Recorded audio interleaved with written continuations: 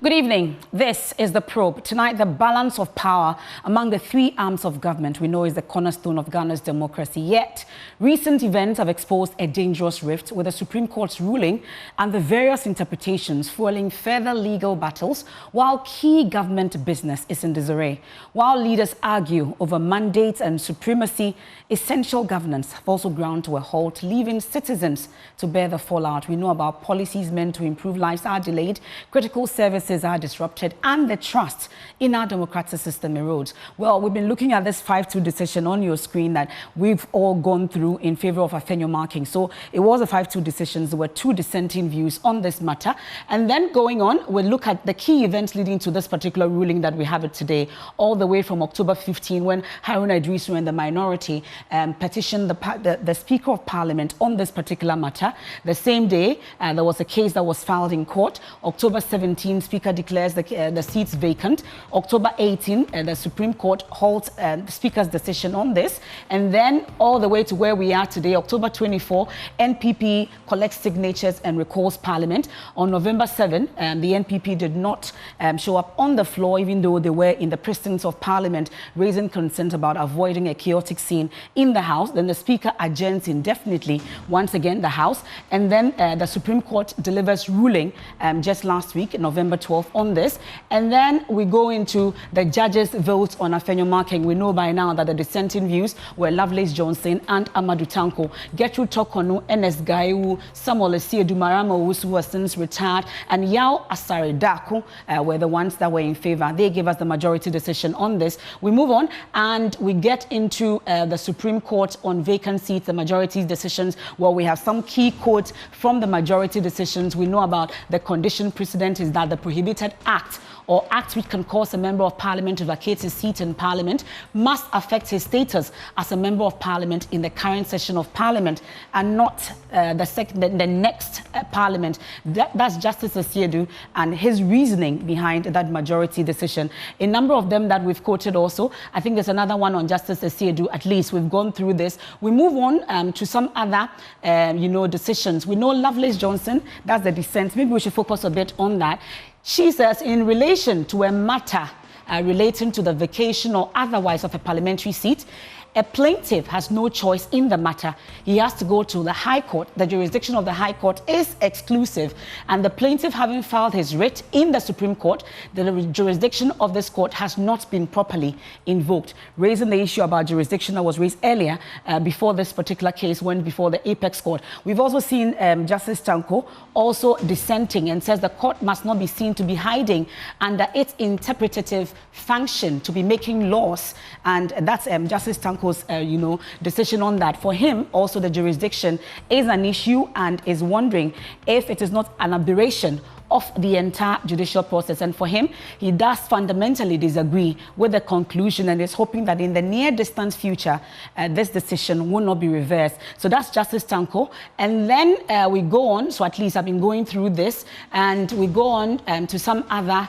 reactions that have come in, at least voices that have been questioning the judicial independence have come up from Justice Sophia Kufu all the way to Chachu Chikata. We've been hearing from Justice Atukuba and then Joseph Whittal, the Commissioner of Shraj, following this particular decision by the Apex Court. And we go on, we move on, and then we've seen Justice Atuguba, Speaker risk a 10-year jail if he defies Supreme Court. He mentioned this in an interview with us before the reasoning of the Supreme Court came up, and he's been reacting to it. So they maintain that the Speaker is bound by this particular decision, and amongst others. We move on from Justice Atuguba. We have a number of quotes from him, and the enforceability of this particular ruling also comes up, which we'll be delving a bit into. Just today, we've been hearing from Asiedu Nketia, the General Secretary of the NDC, asking the MPs in Parliament on their side, which is the minority, that they should not step foot in Parliament if there is a recall. And that's a comment that have come in already drawing some reactions. And for him, it's not considered an emergency. These are the key outstanding business that have to be dealt with. Approval of budget for the first quarter of 2025, which is key. And then also the LI revoking mining in forest reserves. We were promised that that was going to happen, for which reason organized labor stepped down on its intended action when it comes to the fight against illegal mining. But that is in limbo as well as we speak. That did not happen. And approval of 350 million tax waivers is also one key outstanding business. When the minority or the majority called for the recall of Parliament the last time before it was adjourned, up to about 16 outstanding business is what they tabled, for which reason they consider it an emergency sitting. But that did not happen. So tonight on The Probe, we cut through the legal complexities to examine the human cost of this power struggle. How does it shape our lives, our economy, and our future? Let's uncover the real impact together tonight here on The Probe. I am Emefa Apau, and my guest for tonight, I have lawyer Samuel Okudzeto. He's a member of the Council of State and, of course, undoubtedly Ghana's oldest practicing lawyer. We'll also be joined via phone, Togbite Prehodo IV. He's also known in private life as Charles Lahaibo. He's a lawyer as well, and Paramount Chief Amfrega Traditional Area. We'll take a look at it. Also president of the Volta Regional House of Chiefs. Dr. Kwame Asante is a political scientist. He joins us via Zoom. And Professor Godfred Bokping, economist, for obvious reasons, will take a look at the impact of this on the economy. And Sheikh Arimiao Shaibu is a spokesperson, National Chief Imam, will also pass through with his brief comments. Thank you so much, gentlemen, for joining us here tonight on The Probe. A quick turnaround and we get talking. Please do stay with me.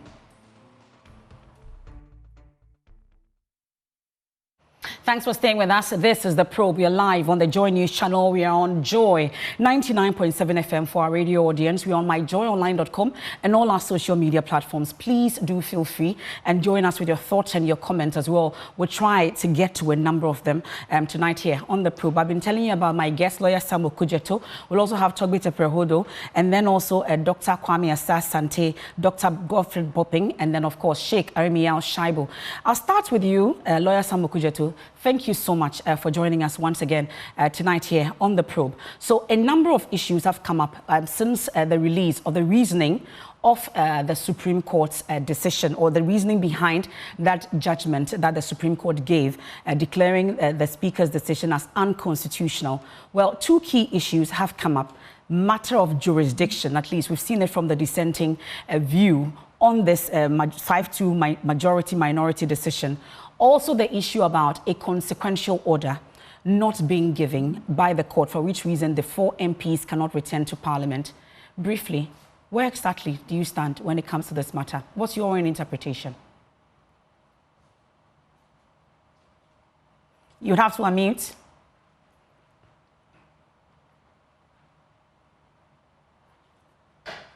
We seem not to hear you because it does appear that you have not unmuted yet. Lawyer Samuel Okudzeto. I think I see what the problem is. Can you hear me now? Super. I can hear you loud and clear. Okay. Now, it is called declaratory judgment. And I'll just try and give you a brief definition of it. Mm-hmm.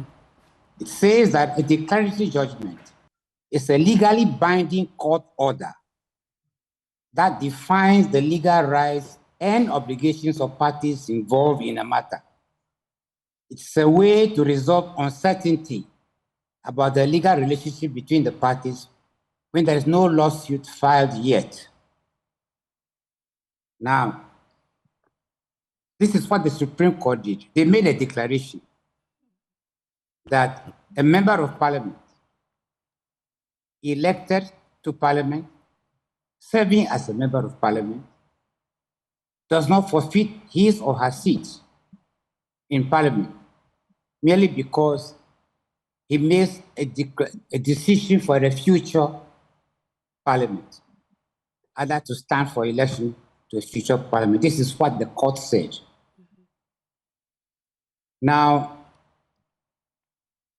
the application that was made, it was made by the, what do we call it, the leader mm-hmm. of government business in Parliament. The majority leader, Alexander Afenyo-Markin. The majority leader, Alexander Markin. Now, but before he did that, mm-hmm. the minority leader brought a motion, he read a statement to Parliament, upon which the Speaker said he will consider. One would have thought that under the Constitution, it was his job to have gone to the High Court to challenge those people. Because I thought the thing was being reversed as if it was Alfredo Makin's job to go to the High Court. That is not correct. It should have been his, it is his. If they are challenging the membership of those 4 persons, it was his job to have gone to the High Court to make that. He didn't do it. But when there was a reported definition of power, that is why he went to the Supreme Court for a definition. And the Supreme Court had made a declaration. That declaration becomes binding. As you said here, they say it is binding. There was no order given because the Supreme Court was not asked to give any particular order to anybody. Because if a person is an MP, what order do you want to be given? There is no need for any order to be given. The person is an MP. He is MP. If somebody prevents him from being an MP, then he can go and challenge it. But nobody had prevented him from being an MP. So the court merely affirms what is already the position, that the people are members of parliament, and that their future intention has nothing to do with the current parliament. But even looking at the thing just from the national point of view, because sometimes I try to caution our MPs and the others to say that there is something I call national interest. That for every problem or issue that arises, we must look at it from the national point of view. What is in the interest of the nation? The parliament is coming to an end. The time they started their so-called dispute was barely on 2 months or so for parliament to come to an end. Before that parliament comes to an end, there are certain consequential orders, decisions, and the rest that they must take. And if they do not take, it has serious consequences for governance. Like the budget. You know, from January, there will be no money to pay anybody. All public servants cannot be paid if Parliament does not approve a budget to that effect. Now, a new government that is elected will not have any money because there is no vote for governance. These are issues I thought that my young friends in Parliament would have been addressing my mind to. So, excuse me to use the words, my young friends, for the simple reason that I'm much, much older than all of them. Okay. And so, at least I have seen problems and difficulties arise in this country from the time of Nkrumah up to the present day. I have witnessed it. I was old enough to witness it all. And so I know the danger of what they are doing now to themselves. It is not a question of trying to say you are trying to dribble the government, because I heard the chairman of the NDC, who also, for some strange reason, happened to be a member of the parliamentary, what do you call it? Services board. Services board. The services board, which of course he said, I would have said that that was not the proper thing to do. But he is. And he rather should have been the person who should be cautioning the members of parliament to try and do what I would have thought the most decent thing to do, to look at the national interest, to realize that any chaos you create at this time affect governance. Seriously affect governance. It is not the question of Akufo-Addo, no. It's a question of everyone, including the new government that may be elected in January, will be faced with serious problems because they will have no money, no vote. And however, we need to understand that, one, if a president is sworn in on the 7th of January, he still has no cabinet approved. He still has no budget to work with unless a budget is approved, which of course is supposed to last for the first quarter. Yeah. Those are serious matters which I thought that we as a nation and people should be addressing our mind to. But we are bickering about they should have gone to the High Court. He didn't go to the High Court. The Supreme Court has no jurisdiction. Why does the Supreme Court not have jurisdiction? The Supreme Court is the final arbiter on the interpretation of the Constitution. How do you say that they have no jurisdiction? But this is coming from also a member of that same Supreme Court that you make reference to. I know, I heard him. Yeah. But even the language he was using was too strong a language for a judge to use against his colleagues. I am sorry, but I thought that was an improper use of language. Okay. You can disagree with your colleagues, which is normal. It's normal to disagree with your colleagues. But I'm just saying that the person who should have gone to the High Court should have been the person who raised the matter up in the Parliament in the first place. Which is the minority leader, you say? Exactly. He should have gone to the High Court. He didn't go to the High Court. Okay. So the only way to stop whatever he's doing was to go to the higher court, which is the Supreme Court, which is the only court authorized by the Constitution to interpret the Constitution. Okay. Well, the High Court has no power to interpret the Constitution.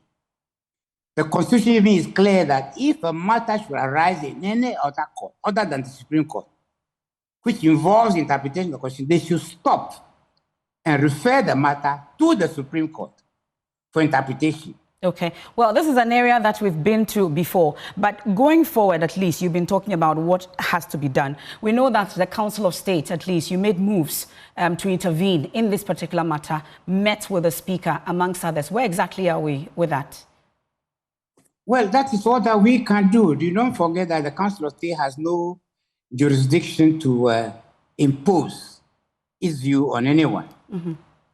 But it is enjoined by the Constitution to advise the President, Parliament, ministers, and other office holders.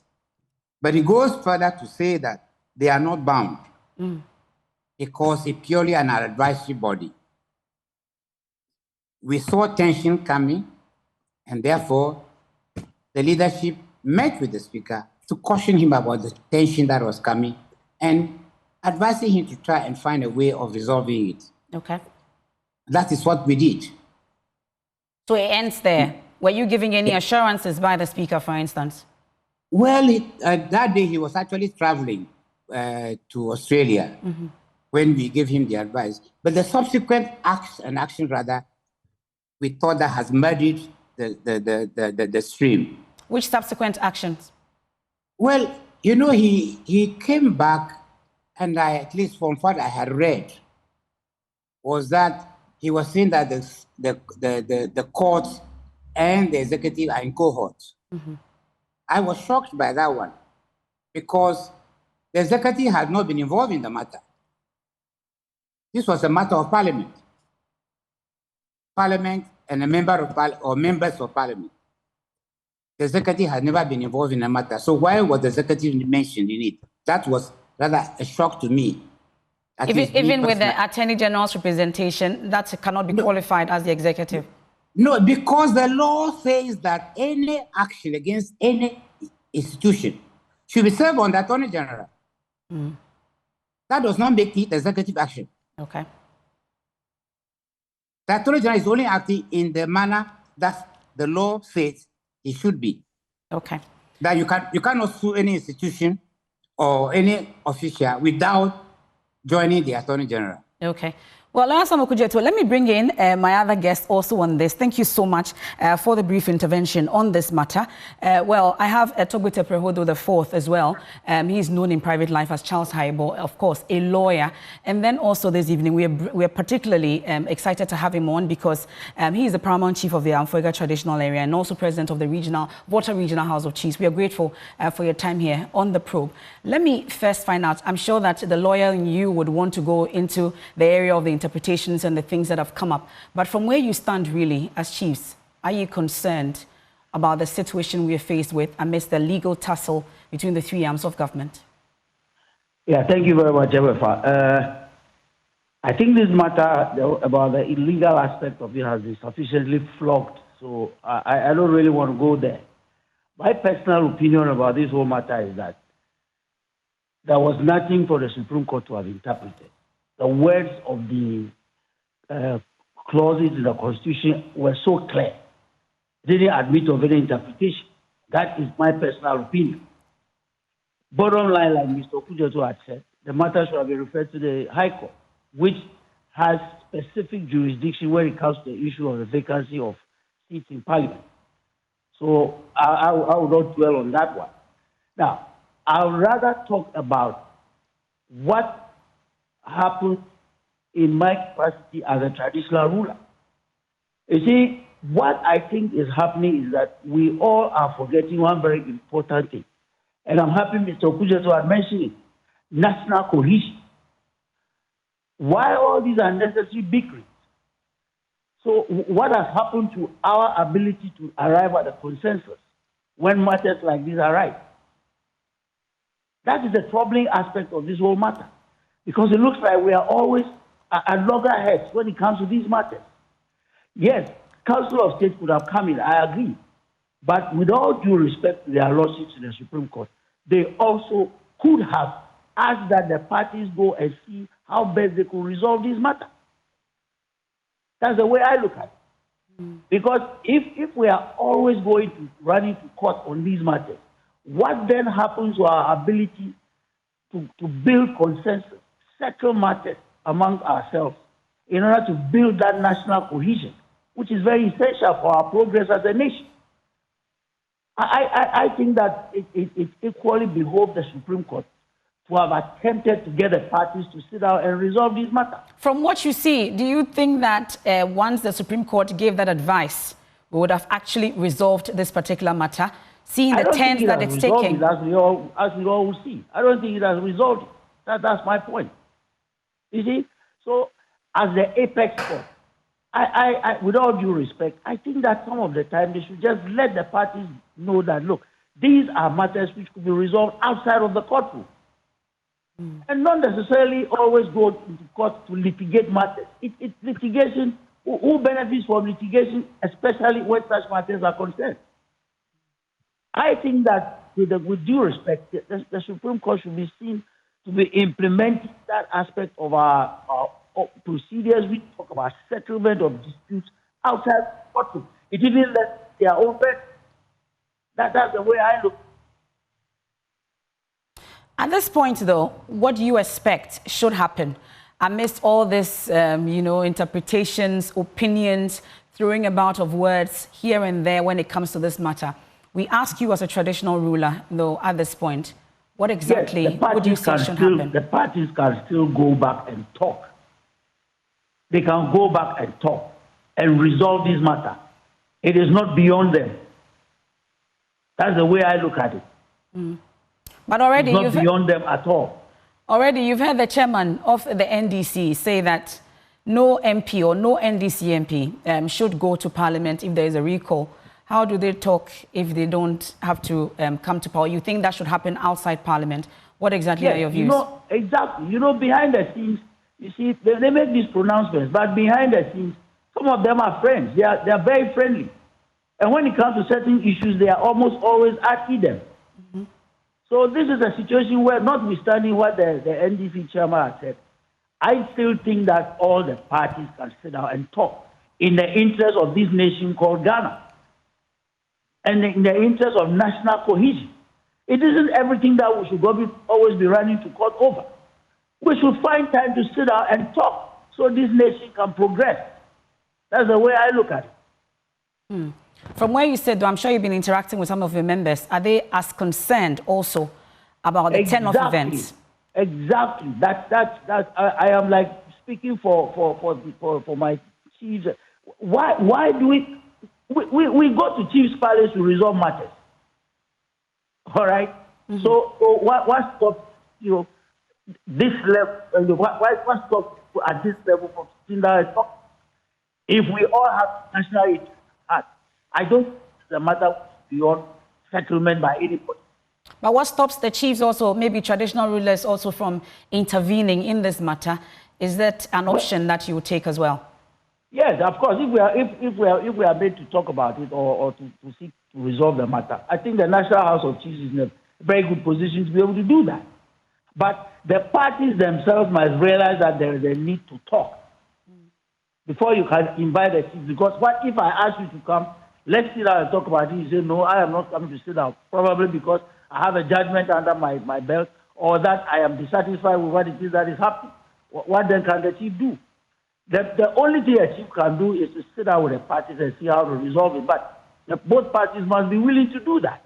Okay. In the absence of which, I don't see how a chief can just say, I'm calling you, come in and, there must be that consent by the parties themselves to see an end to all this tussle by sitting down to talk. Okay. We are grateful. That's Togbite Prehodo there, the fourth. Is the paramount chief of the Amfuega traditional area, president of the Volta Regional House of Chiefs, of course, a lawyer as well. Let me come to the political scientists on this matter, because this is a matter that concerns everyone, and we are truly asking how it affects the citizen. Dr. Kwame Asah-Asante, you're a political watcher. You've been watching how this has been unfolding over the period. What exactly are your thoughts, and what exactly should happen, you would say? I believe that what we're experiencing, part of it is that we are learning as a young democracy, which is trying to deepen its democratic ethos and making sure that there is a solid democracy that would develop to stand the test of time. But sometimes when issues get to a head, it creates a lot of problem and a discomfort for people. But hey, that's the price you pay for democracy, where it is anchored on rule of law. That when you are dissatisfied with an action of any individual or group, for that matter, the only place to go, your first port of call, is to try consensus and all that. If it doesn't work, you test the law without use of cutlass or gun, for that matter.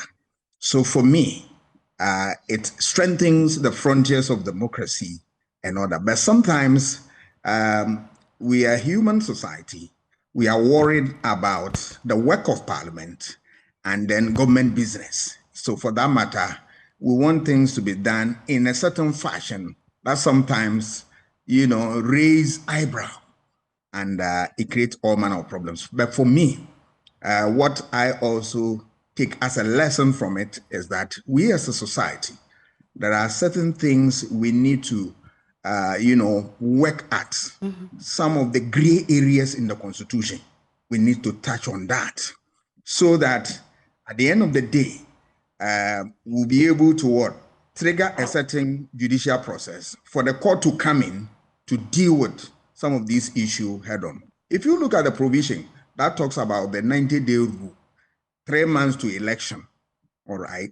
Yes, 90 days to elections. If there is a vacancy, those people will be left without representation. Mm-hmm. This should interest everybody. If we are minded and we are interested in making sure that we don't deny people representation, this is one area that we need to deal with head on. So that, yes, in event that this thing happens, what do we do? All right. Because once we don't deal with that and there's an issue and we are quick to make reference to that, yes, we are going to deny these people of a representation. Then people ask, what about A, B, C, D? It is something that we as a society must look at. The court, if you don't complain, the court will not respond. So we as a society must trigger that process. The Constitution gives us the power to, table anything before court for interpretation if it's constitutional, so that the court will also look at it and give their judgment. That is one part of the conversation. When I look at what the court has done, mm-hmm. also, they have, first of all, dealt with this issue. Whether we like it or not, that is the position of the court. Mm-hmm. That this ruling will actually settle the matters. Oh, it is the law today. That's the position. Whether you like it or not, there is a process. If you don't like it, you know what to do to get it, a second look at the issue. And if another judgment comes and it's in your favor, fine. If not, it stays. But I have a certain, problem with the ruling with respect. Okay. Because having read through all, right, those in the majority, those in minority, there is one thing, I'm not a lawyer, but one thing beats my imagination. If you read page 31 up to page, I think, 35 of the ruling, you get an idea that the court is saying that you cannot, right? The speaker was wrong in what pronouncing those four, people seat as what vacant and all that. They advance all manner of argument. But there is something that I thought that I find it missing in there. The issue of what? Representation.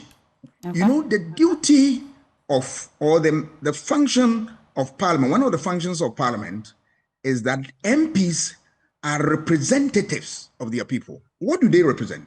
They represent the interests, the aspirations of their people. All right? And how do they do it? They are in Parliament and that they speak on behalf of their people.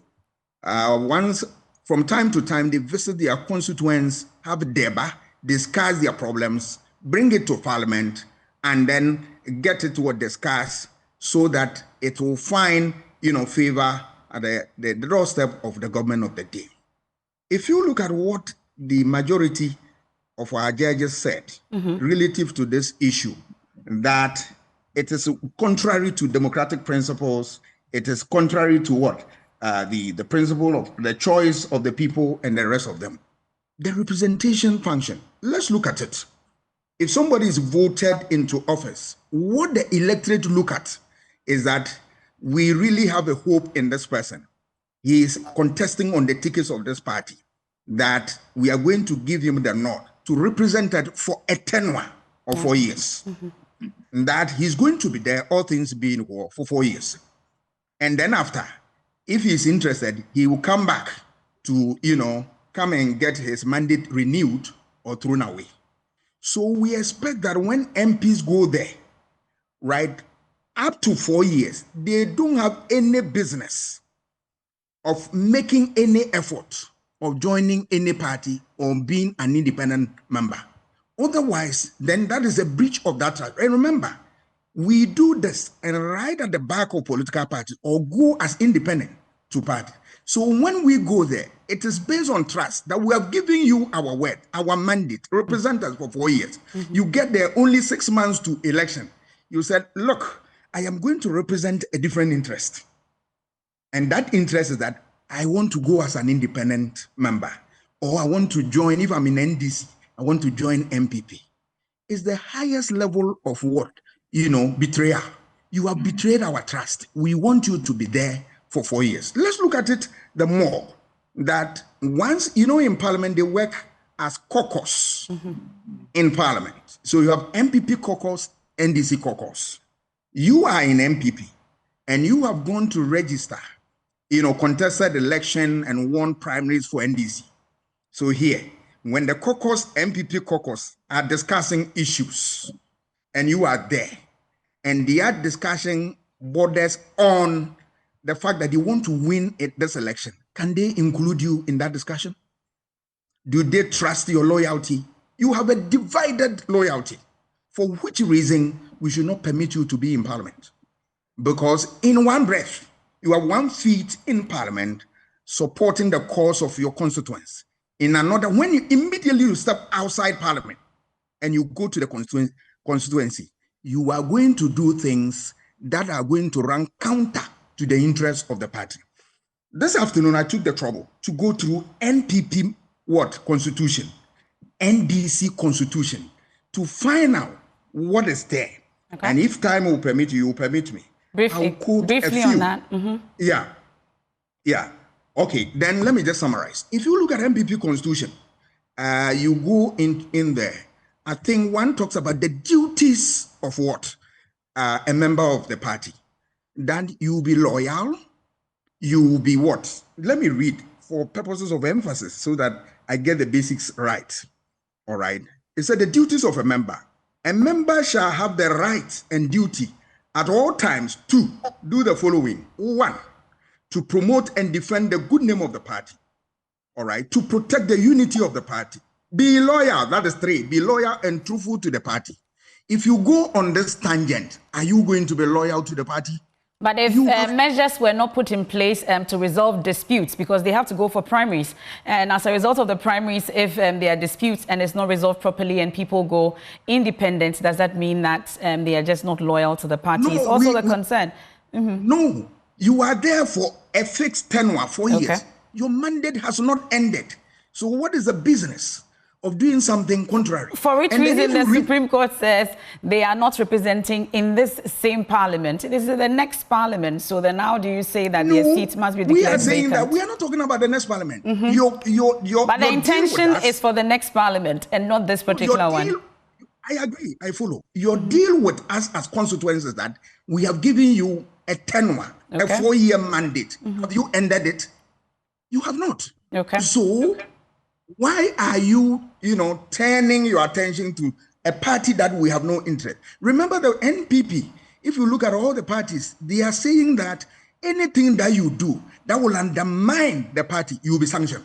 And as soon as you move outside parliament and you go to your constituency, you are going to run down the party in order to win the elections. Well, are you loyal? And for me, that is where my biggest headache with. But I enjoy the conversation between our justices, those who are majority and minority. But for me as a student of politics, there is a problem here. I mean, I see.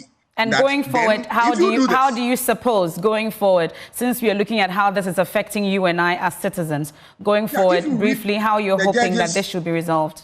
Yeah, if you look at the judges, their statement that they made in their judgment, all right, one of it point to the fact that when you do this, it affects democratic principles and all that. Look, let's look at public servant, civil servant for that matter. They are not supposed to be actively participate in politics, but we don't prevent them from voting for their choices. But if you look at the judges, their statement, they say that if you do that, then you are preventing them from taking part in the political affairs of their country. I disagree with respect. That no, we are not preventing them. We are saying that for this game, if you really want to be part of it, resign. You've gone for primaries. You have lost in MPP. For which reason you want to go as an independent or join MPP, NDC, all right? Just resign and go and continue your journey. But you can't stay there where we have given you a 4-year mandate that go and serve our interests, represented till we ask you, you will come to the end of the tenure. And halfway through, you make a U-turn. That you have been is very disingenuous on the part of that MP, and that we are not going to allow that.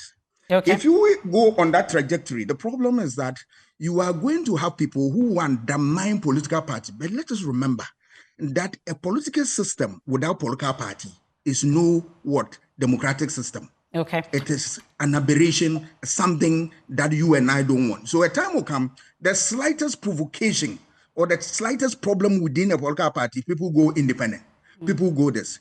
And if we don't take care, political parties will get weakened. And when they get weakened, the basis of our democracy are going to be in contention. Dr. Asante, you can stay with me. We have some more time. I can come to you on this. But we know that $350 million tax waivers, approval of this 350 million tax waivers are in limbo as we speak. We know also that the first quarter of the 2025 budget is yet to be approved. Ideally, that should have been done by now, but it's impossible to do so because Parliament is on an indefinite adjournment, and following the Supreme Court orders, we do not know when exactly that is going to happen. Most people are hoping that the Speaker will do that in his own volution. As we speak, the Speaker is out of the country. We are told that this week or early this week, he should be in Ghana, and then we'll get to know what exactly will happen.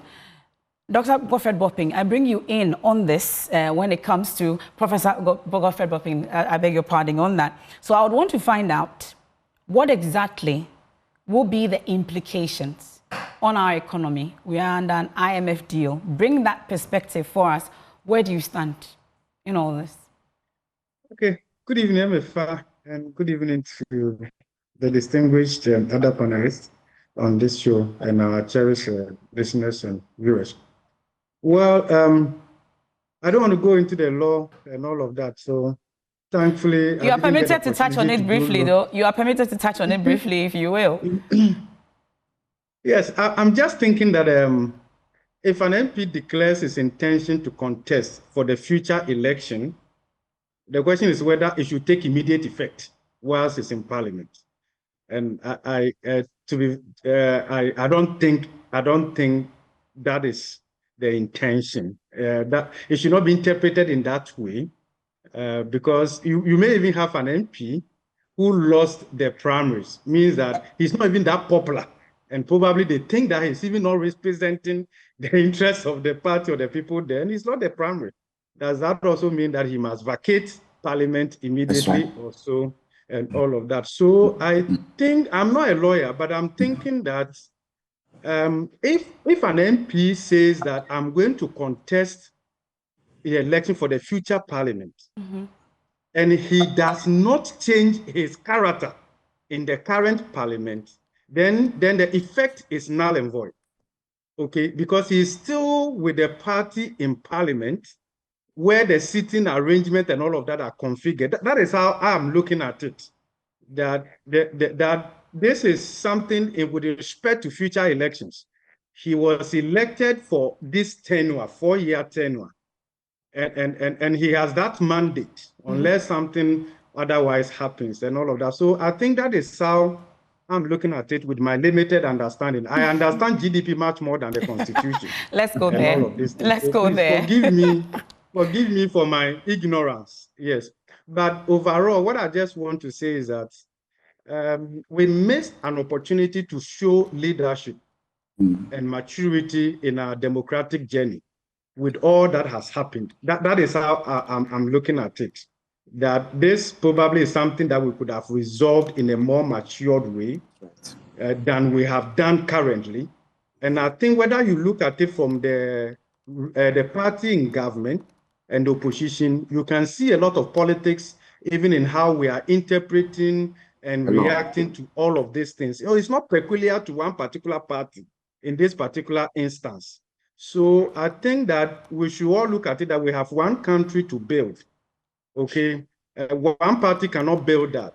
We need all of us. We need to build consensus, trade-offs here and there. And I think from the Speaker of Parliament to the NPP and the NDC and all of that, I think we all have a role to play. The other bit we should also look at is that we have a younger generation that are watching. We have people that probably don't understand all these issues that much, but they are taking cue from all of this. We are going into a 2024 election. How are we able to do all these things in Parliament as though we are fighting, only to go and tell our followers to calm down, let peace prevail, and all of that? So all these things may, I could be wrong, may be adding to the political temperature and maybe undermining the competitiveness of our investment climate. So I think we should look at it from that point.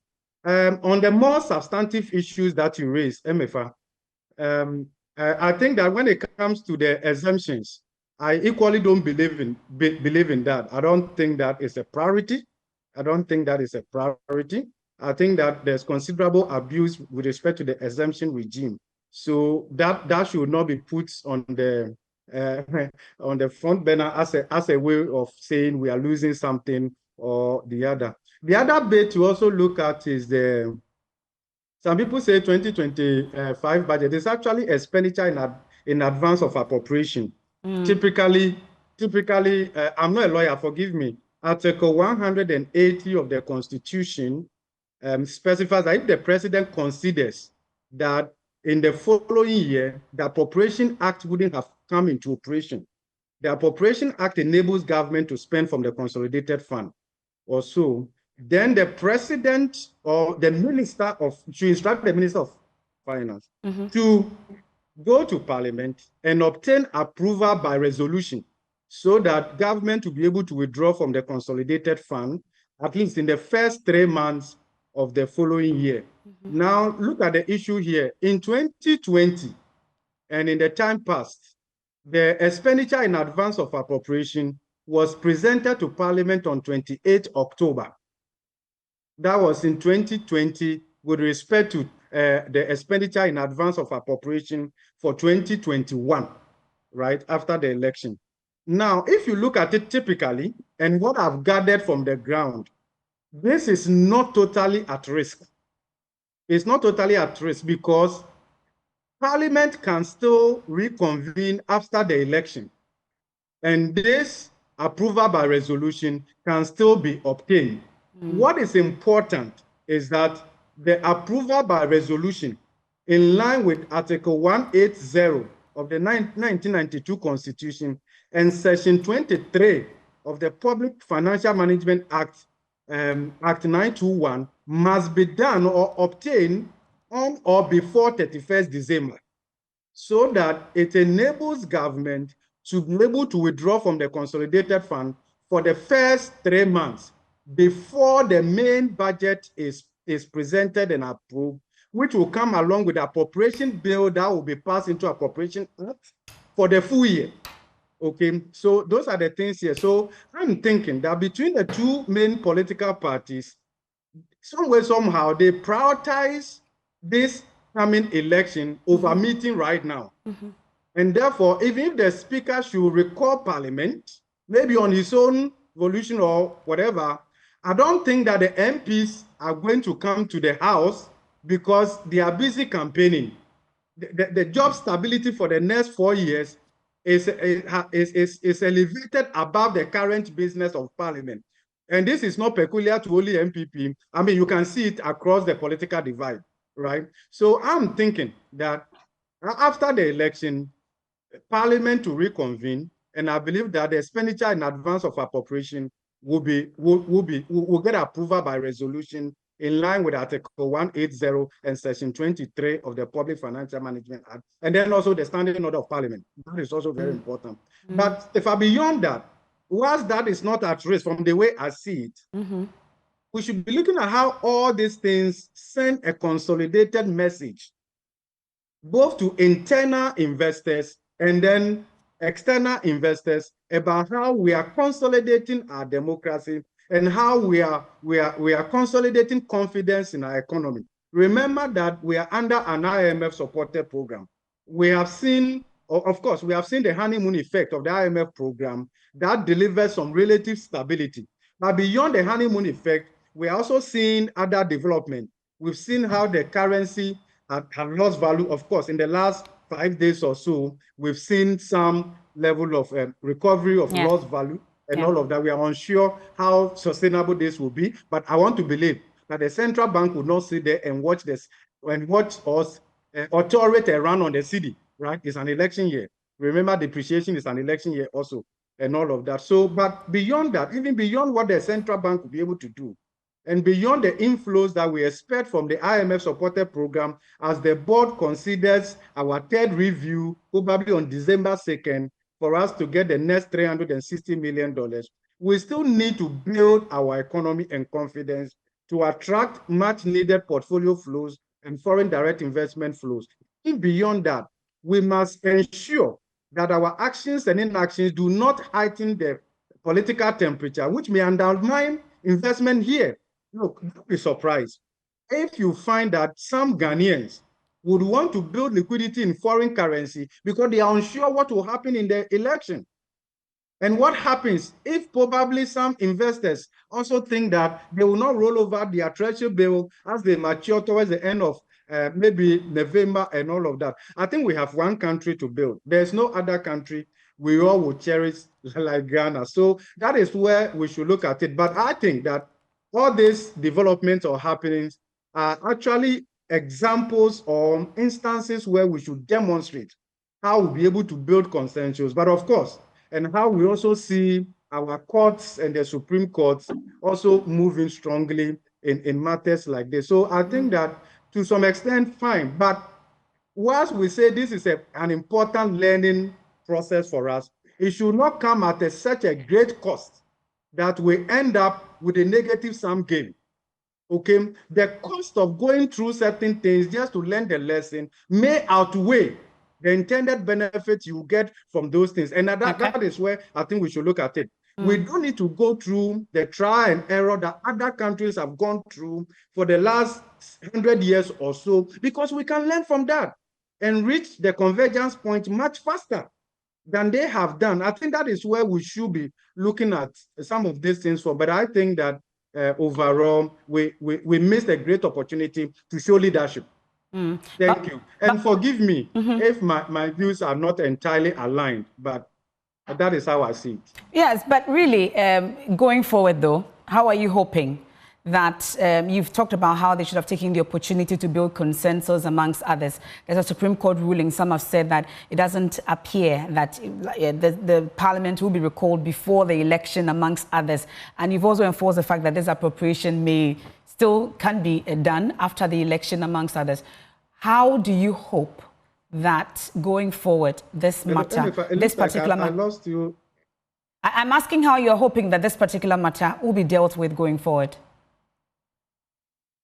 Oh, I think that it's important that the Supreme Court has made a ruling. And as part of our democratic process, we need to respect that. We may disagree, but we need to respect that. And in the process of expressing our disagreement, let's also show considerable respect and decorum for one another.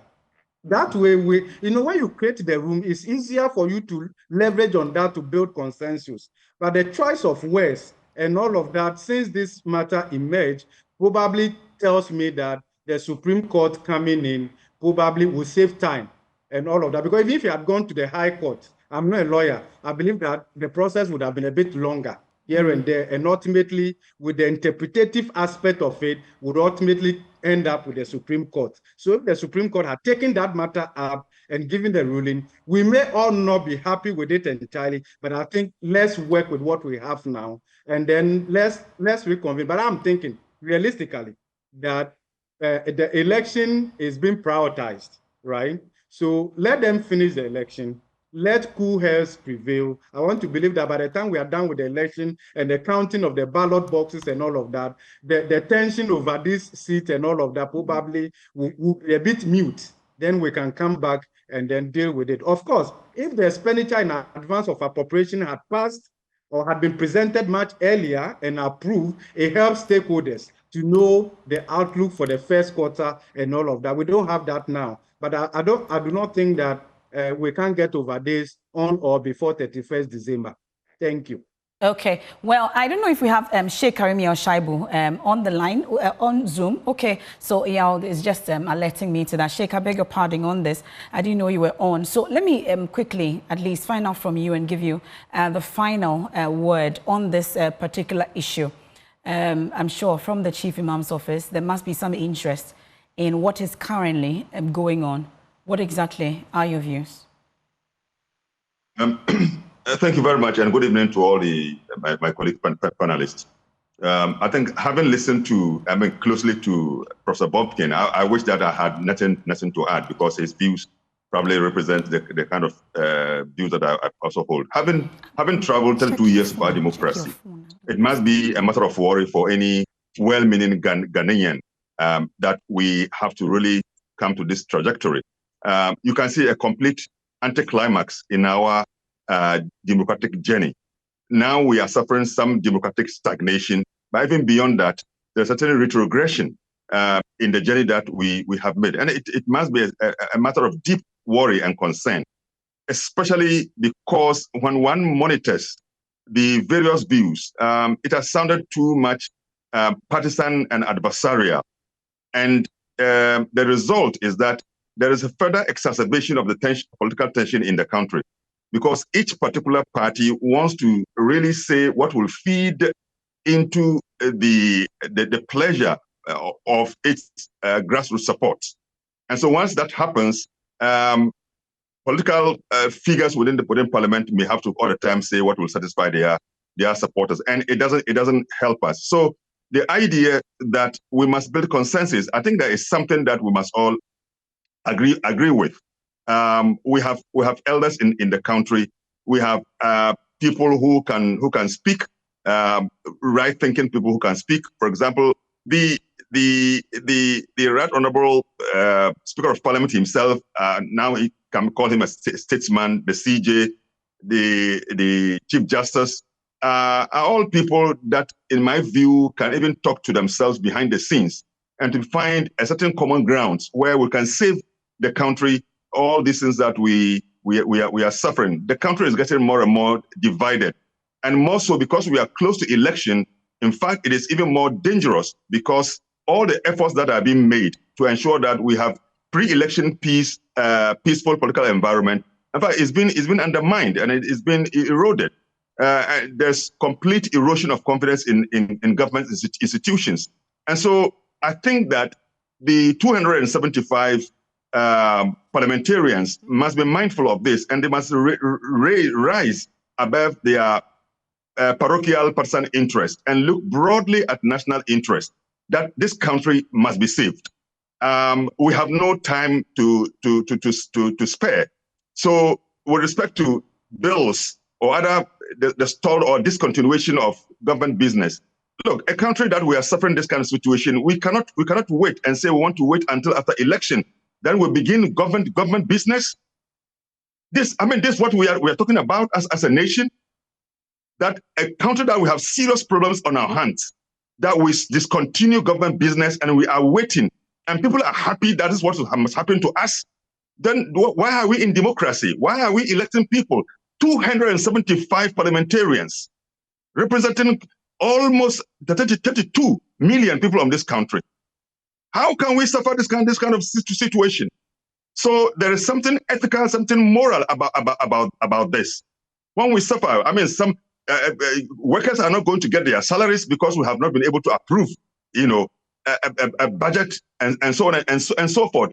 Further raising the tensions before elections, during elections, after elections, that will be a situation. And for me, it's a retrogression of our democratic trajectory. We must really think aright. So we call on all those who matter to really think through this and have a deep sense of national interest and patriotism so that we can save this country. Ghana is the only country we have. And the current circumstance, we have no time to waste. And I think we must rise up. We are grateful. That's Sheikh Karimi Al-Shaibu, the spokesperson for the National Chief Imam. Also, we heard earlier from Professor Godfred Bokpin. He's an economist. Dr. Kwame Asah-Sante is a political scientist. We heard from Togbite Prehodo. He's the paramount chief of the Amfoiga Traditional Area and president of the Volta Regional House of Chiefs. And of course, lawyer Samuel Kujeto is a member of the Council of State and one of Ghana's oldest practicing lawyer, also joining us tonight here on the show. We've been talking about how all this is truly impacting you as a citizen, also me as a citizen as well. And that's how we wrap up our show for today. For our radio audience, we have a walk with Jesus. Do stay with us. I am MFA Pau. There's more when you log on to myjoyonline.com. Have a good evening. Thanks for your company.